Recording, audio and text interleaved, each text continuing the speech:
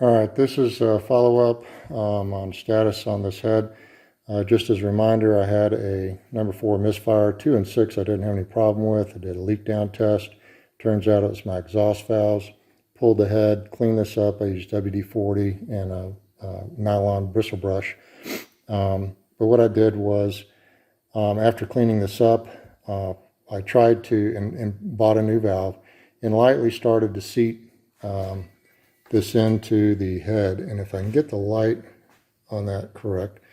Now, what I did was I've just now rechecked the valve seat, and you'll notice that blue goes all the way around. What I'm using is this Prussian blue, putting it on my valve lightly, dropping it down into the stem, and that's what you should get. What I was getting was something that looked like that. And you'll notice right in this area, there's no blue. Now, there's a couple ways you can go with this. Remember, seating a valve is not cutting a valve seat. The only thing you're going to do with seating a valve is clean up any minor imperfections in the valve seat. And because I had this gap here, turned out that burned exhaust valve, I suppose the right in through this area, it was sort of cupped out. So I took it to the machine shop. Now there is a new way cutter that I could have cut a new 45 on that, but I'm really starting to get a little bit outside my, and that's $400. Good tool to have. All tools are good to have. I'll talk about tools here in just a moment. But really I decided to take it up to a machine shop and have them look it over.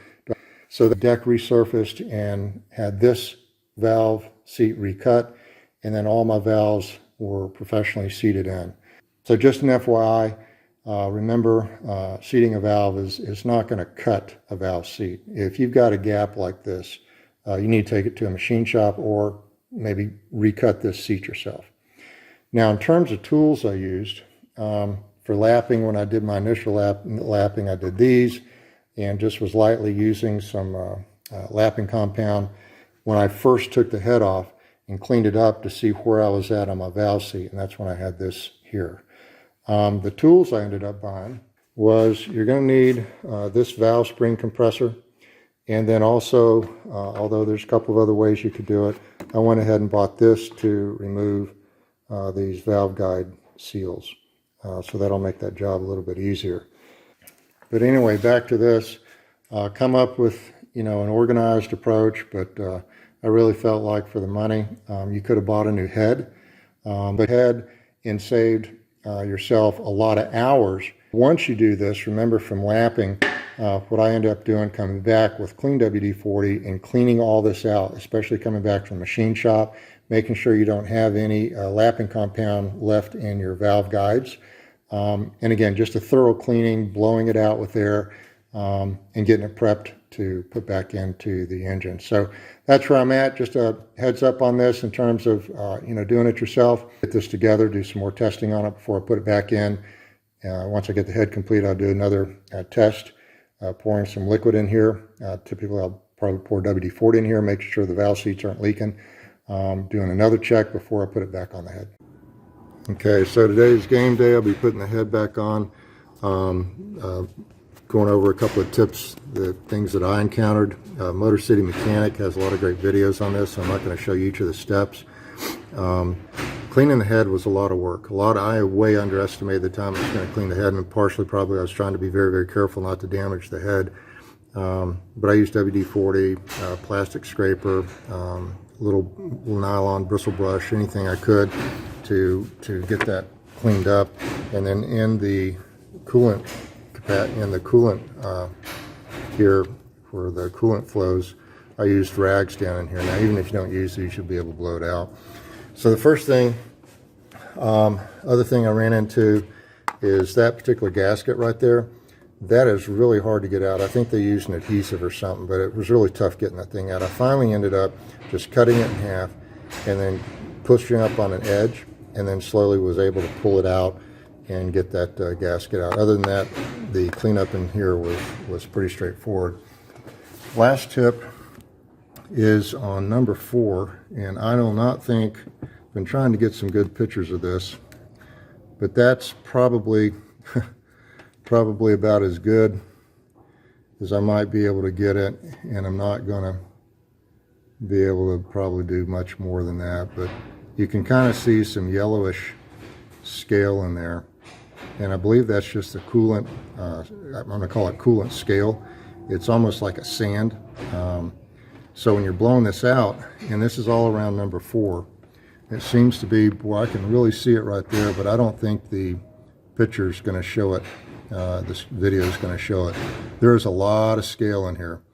So what happened was, when I was blowing this out, just as a final blowout, that scale apparently had dried out, and again, it's sort of like sand, so it comes all blowing out of here. Now, I had everything covered up, but just FYI, be sure that when you get to this step, check and look down in here in this coolant passages.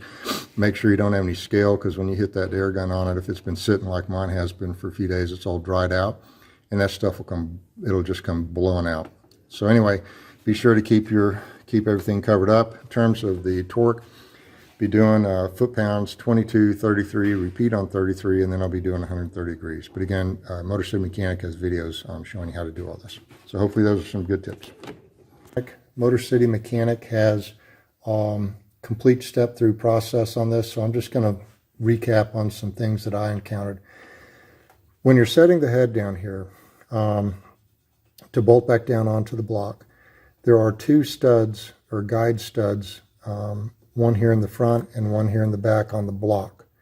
When you set the head down, it's going to sort of be at an angle with the back side over here, the exhaust side, resting on those guide studs. The words here probably aren't going to convey the technique, but what you're going to need to do is on the intake side, you're gently, once you get this placed into position, you're going to gently raise up on the intake side for the head to drop down. So make sure you're not wanting to, don't be dragging the head on those block studs and mess up all the resurfacing that the guys did. All right, so the other thing I ran into here was I replaced this cooler line hose that runs in the back. Well, when I did that, there's a wiring harness here in the back, and that wiring harness has the cam sensor connector up here on the top of on the back of the valve cover. Well, the wiring harness went down below, and then I reattached the hose, which prevented that connector from reaching. That was probably one of my big mistakes that I made. I ended up having to go back. It's sort of a pain in the butt. It's a lot easier when you've got all this down to get all your hoses lined up correctly. So just watch that. The other thing, I also replaced the fuel line. On these fuel lines, just as a reminder, these are pretty fragile. I guess they'll break pretty easy. You can get these replaced. But remember, what you're going to do is this part here, once you remove this is just sort of a lock. You're going to press in, and the new ones are going to be a lot stiffer. Make sure you get this over, and there's sort of a flange on both the fuel line injector, and then also on the back side back here to the down to the gas tank. So remember, when you press this in, they're going to be very tight, and that's how that works. There's a flange. Make sure you get this pushed all the way in past the flange so that locks in on the other side of the flange, keeping this in place. Otherwise, when you start this up, you're going to get a really clean bell housing back there. You're going to spray fuel everywhere. It's very dangerous. Okay. Last thing I did, this was probably more of a future. Down here on that same line, that there's this line that goes back here, and it hooks up back here. I'm not going to be able to show it, so I'm going to put a video or a little picture up here. What I did was I drilled out the rivet, and that allowed that clamp bracket to swivel. And that way then when I come down in here to undo this, that clamp bracket, once I pull that 13 millimeter nut off, that clamp will just swivel back, and it just makes it easier. So now I can get a socket. I can slide it up and down, getting it out of the way, get a socket on there to loosen this back bracket that's holding on the plenum. And you'll also notice then I removed this foam that would sit underneath the plenum and the valve cover. I have no idea what that's for. The research I did was supposedly for sound. Quite frankly, I want to hear the engine, but what I don't like about that is it captures the heat. There's also a cover that goes over that, and that's sitting right there. That again, supposedly it makes it quieter, but it also captures a lot of heat. And so I removed these. I don't run these at all. So that might be something you do or don't. Maybe put your comments down below.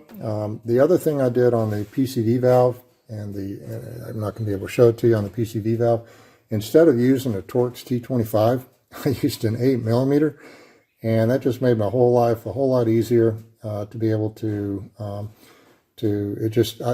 not too sure I'm a big fan of those Torx, but anyway, I used an 8mm while I was replacing that PCV valve. So anyway, those are a couple of other things I did that, again, it's a lot of fun. Big shout out to Motor City Mechanic. Pretty much followed their steps and everything worked out just fine. So hopefully these tips will be beneficial. Monetarily, significantly less than buying another head, and significantly there's just no comparison then, as long as you're comfortable wrenching on engines, taking this to the machine, to the mechanics. It would have been faster to just have bought the head, swapped out the head. So it wasn't so much about the monetary, but there was a lot of time cleaning up the block, cleaning up the head. But I enjoyed all that, so it doesn't really matter.